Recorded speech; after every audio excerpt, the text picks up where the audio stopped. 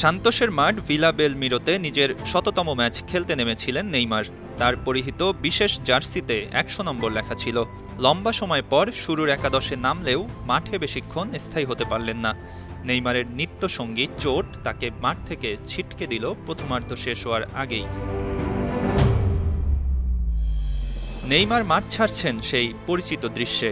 চোখ অশ্রুসিক্ত, সতীর্থরা সহ প্রতিপক্ষ খেলোয়াড়রা সান্ত্বনা দেওয়ার চেষ্টা করছেন তাকে।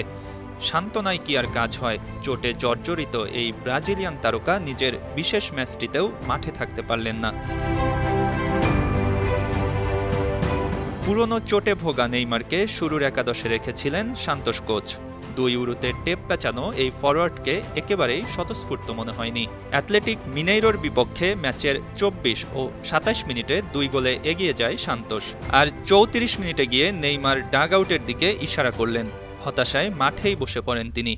প্রচণ্ড ব্যথার ছাপ নিয়ে অশ্রু চোখে কার্টে করে মাঠ থেকে উঠে যান নেইমার। শেষ পর্যন্ত সান্তোস ম্যাচটি জিতে নেয় ২-০ গোলে। আনন্দ উদযাপনে কেবল হতাশার গল্প ছিল নেইমারের চোট। মঈন হাসান, ৫২ টিভি।